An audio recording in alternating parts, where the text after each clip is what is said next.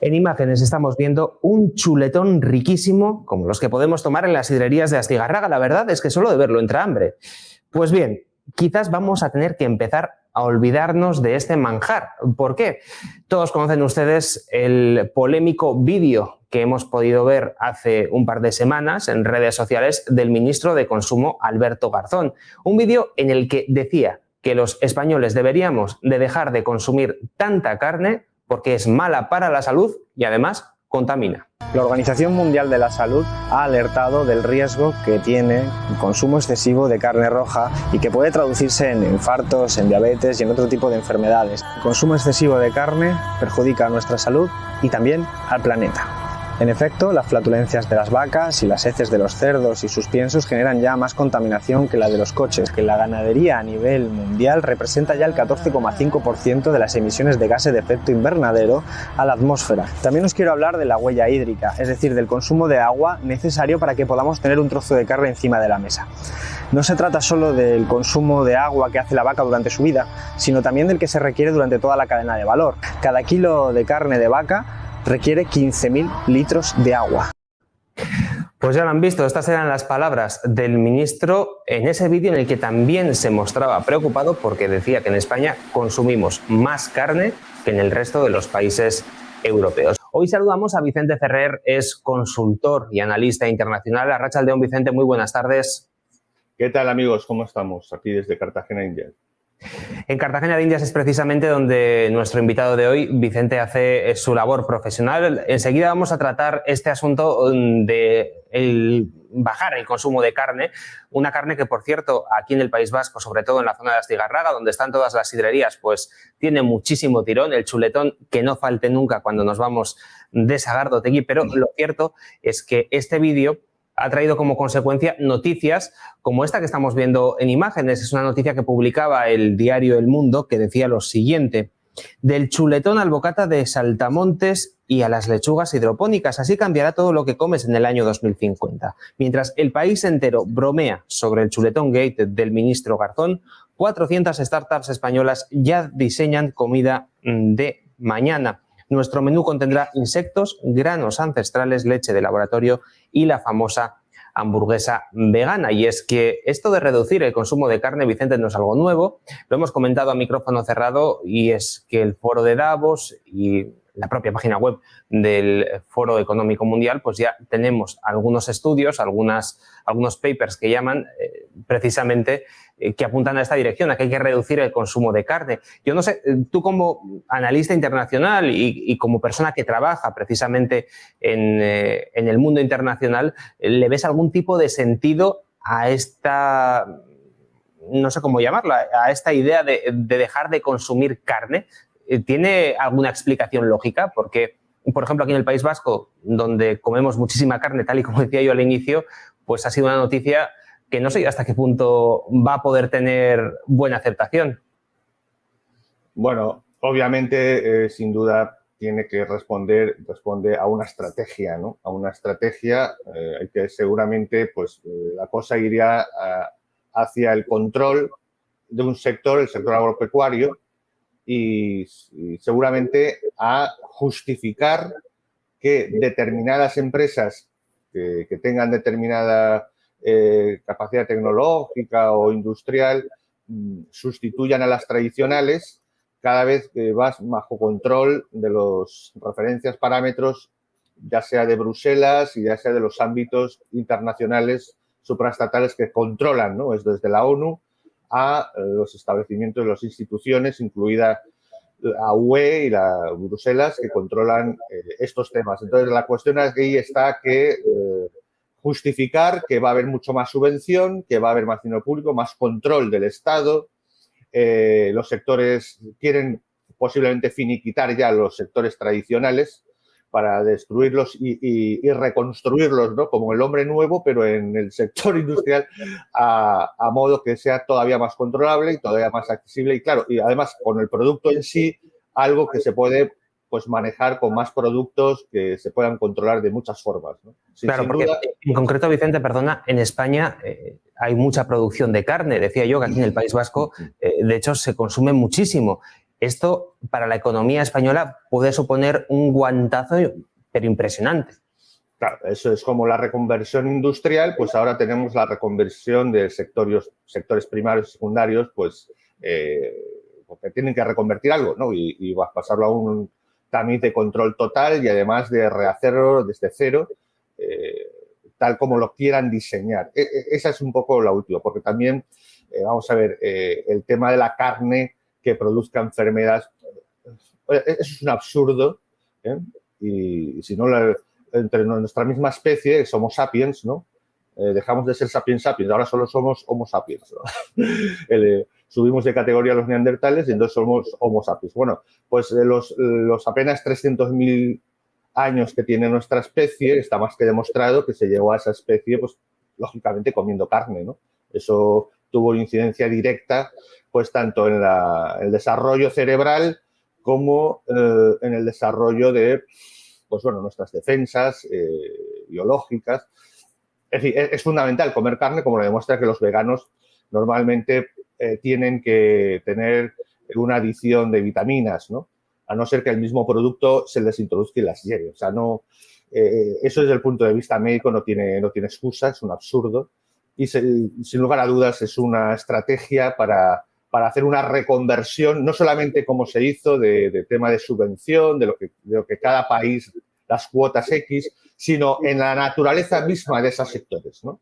Para que determinadas empresas, vemos a un Bill Gates que no tenía nada que ver con el sector, que resulta que ahora es uno de los grandes propietarios financieros casi del sector primario y secundario. Es una cosa increíble. Entonces, es poner en mano, ¿no? Prácticamente eso parece feudalismo puro, pero a gran escala, ¿no? Poner en mano a determinados grandes señores y tal, darles ya las licencias o ocupar ese sector desde cero, no solamente en su producción de cuotas, sino además su naturaleza misma, cambiarla completamente.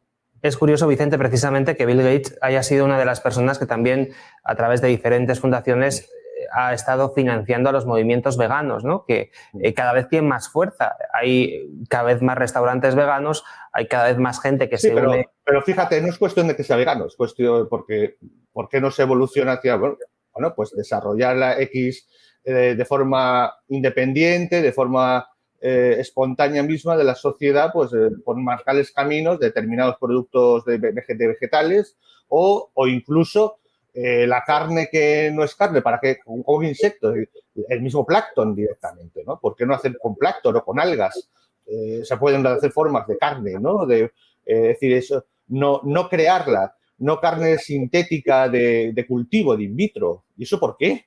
Es decir, si incluso no tuviésemos que dar más, ampliar el abanico de posibilidades de carne para que no solo sea vacuno, hay de base natural perfectamente en plancton, en algas. No hace falta fabricar carne de cultivo, in vitro, porque eso es in vitro, o sea, de cultivo. Se les hace reproducir, mediante hormonas, reproducir la carne a partir de elementos de cárnicos, pues se les hace cultivar carne en laboratorio. Es decir, ¿por eso por qué? Ni la excusa vegana tiene la más mínima lógica, ¿no? Por cierto, Vicente, hay una parte de este vídeo, a ver, yo me reiría por no llorar, no sé, o quizás me reiría si no fuera una cosa tan seria, ¿no? Que puede afectar no solamente a la parte económica, como decía, ya que en España y en concreto en el País Vasco, que es nuestra zona, pues se produce muchísima carne, sino también a nivel de salud, ¿no? Las proteínas son necesarias y la carne, evidentemente, es buena para la salud. Ahí, como decías, llevamos milenios, siglos, millones de años consumiendo carne. Pero hay una parte que, desde luego, decir que los pedos de las vacas y los cerdos producen el CO2, es que suena chiste cuando tenemos fábricas, venga a echar humo y no, ahora la culpa no va a ser de las petroleras verdes, ¿no? Que se llaman ahora, sino de los pobres pedetes de las vacas, el tema del CO2 y del calentamiento global. Suena chiste, Vicente. No, hombre, es que atenta contra el sentido, pero pues, hablamos de cifras. Primero que el metano, digo yo, que será el natural del que sale de las vacas, ¿no?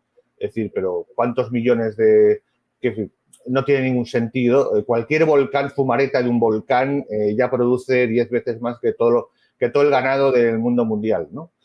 Es un absurdo completo. Un absurdo no, es una falsedad completa. Es ridículo calcular el metano de las flatulencias del ganado bovino, ¿no? Es que no lleva, entre otras cosas, porque posiblemente haya habido épocas con mamíferos mayores en mucha más cantidad que ahora, ¿no? Posible. Pero bueno, que no tiene... parece una broma, ¿no? Es decir, desde luego lo de las flatulencias, lo del metano de las vacas, eso es acientífico absolutamente. Pero Por cierto, absolutamente. hay que recordar que Vicente Ferrer forma parte de la asociación Demos. Si queréis ver más vídeos de Vicente, los podéis encontrar en este canal de YouTube que estáis viendo aquí abajo, en Demos TV. Todas las semanas tiene vídeos interesantísimos que hablan de política, geopolítica, de cuestiones tecnológicas y, por supuesto, os lo recomendamos. Vicente, si te parece, vamos a ver otro fragmento de este vídeo que publicaba Alberto Garzón y ya quizás desde un punto de vista más político, si quieres. Hay una parte en la que ya casi nos dice lo que tenemos que comer y nos da incluso algunas recetitas, ¿no? Y todo esto en un vídeo, técnicamente está muy bien realizado, pero que tiene cosas curiosas como, si os fijáis, no sé si la gente que está en casa se puede fijar, pero tiene como una música hipnótica de fondo que casi nos recuerda a esos vídeos que aparecían en las películas de cuando intentaban hacer alguna película de Orwell o de estos futuros distópicos, ¿no? Vamos a escuchar este fragmento del vídeo donde nos dice que, hombre, que hay que comer carne pero con moderación, casi como si fuera nuestro aitacho. Esto no significa que no podamos hacer una barbacoa con la familia de vez en cuando, sino que lo hagamos con más moderación y que al mismo tiempo seamos capaces de compensar esos días en los que nos permitimos comer carne con un consumo en los días siguientes de mayor peso de ensaladas, arroces, legumbres, verduras. Está en juego nuestra salud y la de nuestras familias. Pues Vicente, es tremendo. Es tremendo. Desde un punto de vista técnico, puro y duro, parece casi uno de estos vídeos que vemos en estas películas distópicas, tal y como decía, ¿no? Sí, al menos en los 90 pues se utilizaba de banda sonora Enya, ¿no? O un poco de música céltica, New Age, que era más, tenía más sentido. Lorena McKennitt y estas cosas. O a principios de este siglo a Moby, ¿no? Está bajando la calidad de lo que es el acompañamiento, ¿no? Para control psicológico. No, es decir, lo que estamos diciendo, es decir, realmente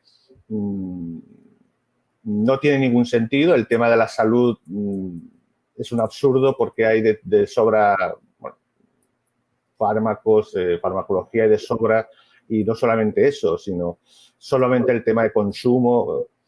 Es ridículo que la vida del ser humano precisamente se está alargando, ¿no? Y la preocupación ahora no es alargar solo la vida, que ya cada vez es más fácil alcanzar los 100 años, sino alargar además la juventud, entre comillas, es decir, eliminar los avatares de la vejez. Entonces, ¿qué clase de problema nos está de pronto que hay problemas de salud por el hecho de comer carne? O sea, no tiene el más mínimo sentido y no corresponde a la realidad en absoluto. Es una total imposición de una realidad, ¿no? Paralela, ¿no? Además, hablabas de la tecnología, Vicente, y es que yo recuerdo en otra entrevista que te hicimos en este mismo programa, al hilo quizás de la parte que habla del agua, ¿no? Que dice que se consume mucha agua para producir carne.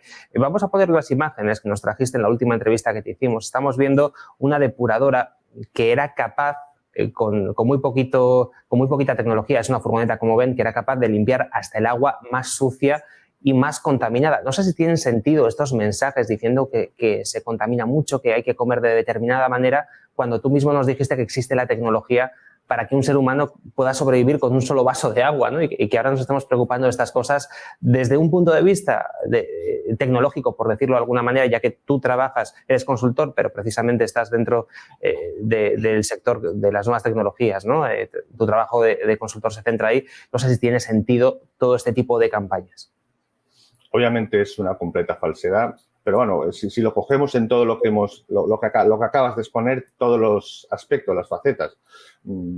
Por ejemplo, cuando tenemos a grandes chefs como Ruscalleda que están investigando y están comprobando que precisamente se adapta mejor a nuestra fisionomía genéticamente lo que comieron nuestros abuelos y bisabuelos, es precisamente el tipo de alimentación que se adapta mejor a nuestra biología de cada persona.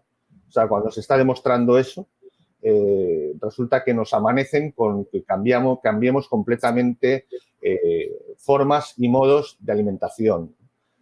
O sea, algo que atenta directamente a lo que se está demostrando cómo funciona la naturaleza de cada cuerpo.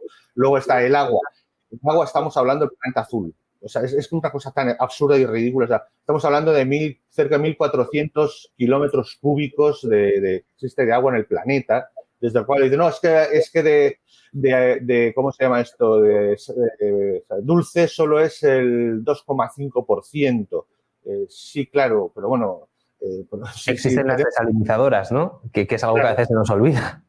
Además, que si no hacemos una producción mayor será porque no queremos. Como la tecnología que tú has visto con nanopartículas, por ejemplo, bastante incluso más económica en su funcionamiento general, pues el 50%. Creo que ahí en ese mismo estudio se veía como cada metro cúbico efectivamente costaba 35 céntimos, mientras que la depuración habitual por ósmosis y tal, sistemas de filtros, pues cuesta 70 centavos de dólar por metro cúbico, si no recuerdo mal, era metro cúbico, sí.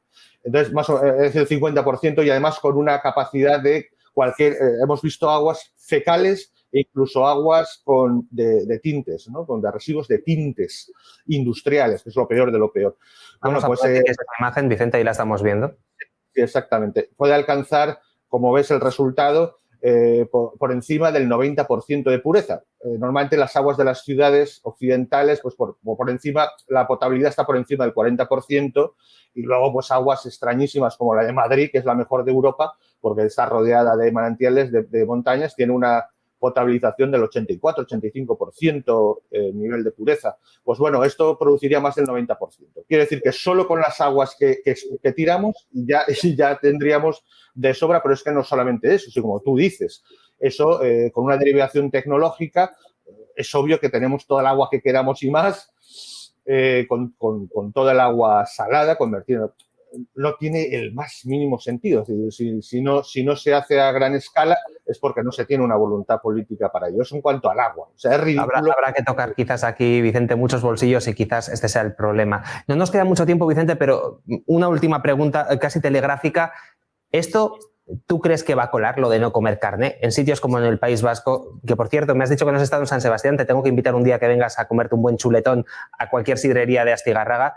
¿Tú te crees que eso puede colar en una sociedad, ya no digamos la americana, ¿no?, con toda esa tradición de barbacoas que tienen, pero en España también con toda la tradición que hay de comer carne? ¿Tú crees que esto va a colar? Hombre, yo espero que no, este intento de dominio total, incluso de las costumbres más elementales de consumo propio y de vida, ¿no? Es decir, espero que no resulten. Es decir, porque directamente te están diciendo la una y la contraria. O sea, te están hablando que hay que comer, no hay que dejar menos carne, pero la carne que te diga, ¿no? Y como carne de esta sintética, que además, que repito, podrían ser otras opciones, con plátano o con algas, pero bueno, de todas formas, la carne natural, evidentemente, no tiene ningún sentido si no se quiere destruir completamente los sectores para reinventarlos desde cero y quedárselos las grandes corporaciones que están en el capitalismo de Estado y en el establecimiento. Entonces, yo espero que no se acepte, que haya una cierta resistencia, que se sea consciente de la voluntad que se está queriendo, que es destruir pues de toda una costumbre gastronómica, forma parte fundamental de nuestro acervo cultural, ¿no? Y por supuesto que te cojo la palabra de lo de San Sebastián. Pues vamos a quedarnos con lo importante, con esa sidrería que tenemos pendiente en Astigarraga. Y antes de finalizar también recordamos pues que Vicente Ferrer tiene muchísimos vídeos sobre temas como este que hemos tratado hoy y otros tantos en este canal de YouTube que estáis viendo ahora mismo en pantalla, Demos TV. Podéis entrar, podéis visitarlo y podéis encontrar vídeos muy interesantes. Vicente Ferrer, muchísimas gracias por habernos acompañado en esta tarde de jueves. Un abrazo y hasta la próxima. Te espero aquí en Astigarraga. Por supuesto, gracias a vosotros. Un abrazo.